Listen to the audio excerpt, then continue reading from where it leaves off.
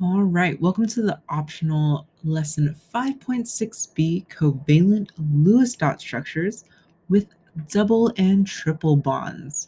So mainly I would definitely know how to solve these if you are planning on taking AP chemistry in your future.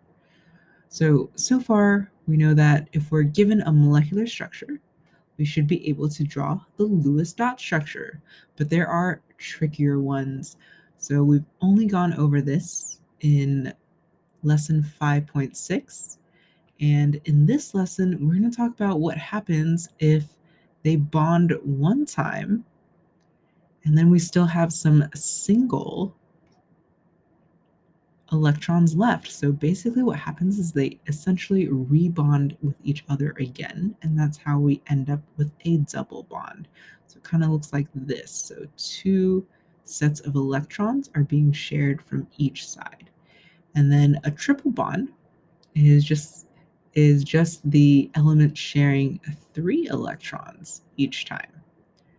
Right? So this is essentially what a double and a triple bond are.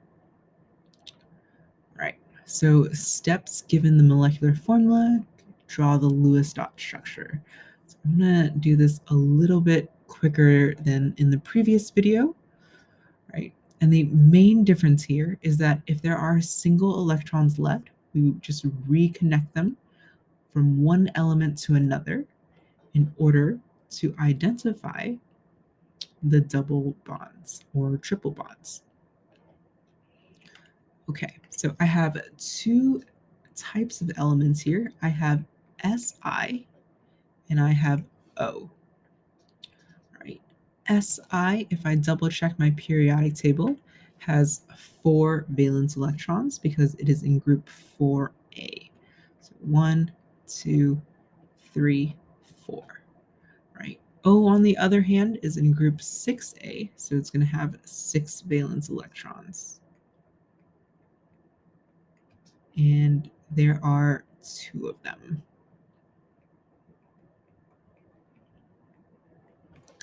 Right, so now that I have my Lewis dot structures, I can start reconnecting them. So I can clearly see these two go together, and maybe this one I'll move to the other side, right? But you don't have to kind of do as I do. You can put this next O down here. You can also put it up top. In general, I find that if I try to keep things symmetrical, it helps me identify the structure a lot easier. So let me go ahead and redraw this with O on the left and O on the right.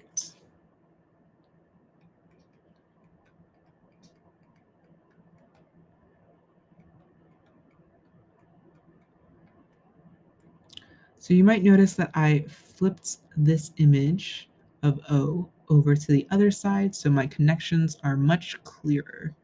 So here I have a bond line and a bond line. All right, and you might also notice that this one, this one, this one, and this one are still single ions.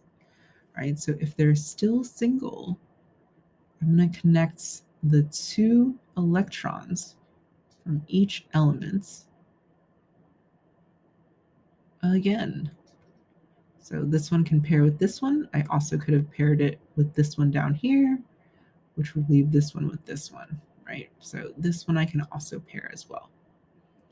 Right, so now you can see that, okay, I've pretty much solved it. Everything is paired up. It just looks a little bit messy right now.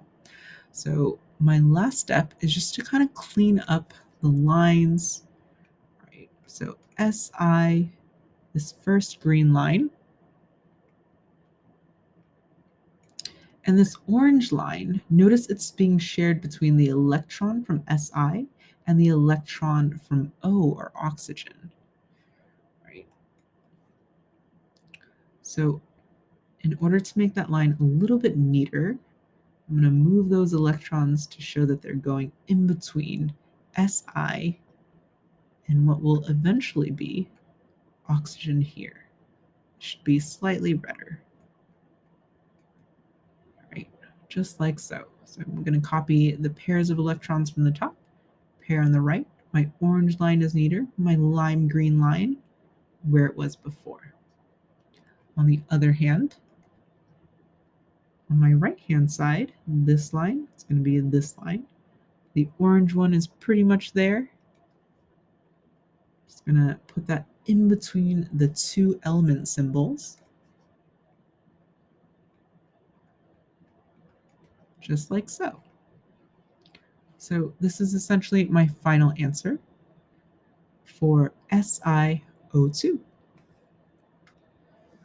So at this point, go ahead and try N2 on your own, and then you can pause this video and unpause when you're ready.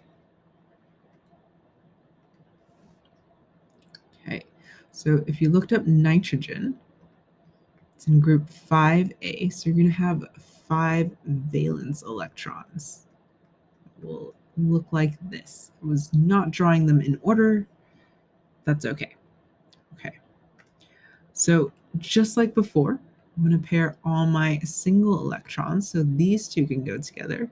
I have no other elements to connect it with, so I'm going to reconnect it with these two elements. So notice that I'm forming 2 lines. I have a double bond now.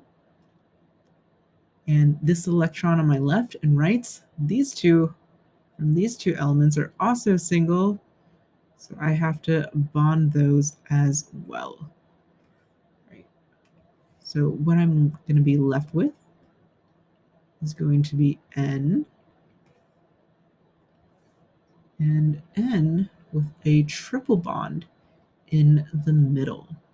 So in general, when I am bonding elements, I try to bond all of the elements that I have available to me with a single bond first. And once I've bonded all of the elements with a single bond, if there are any lone electrons left over, then I'm going to start creating double and triple bonds, right? Okay. So your alternative to the original lesson 5.6 homework is to do these 3 problems instead. So you can either choose the regular lesson 5.6 or you can just do these 3 and upload this image on to Schoology, right? Either or, you don't have to do both. And that's pretty much it for lesson 5.6b.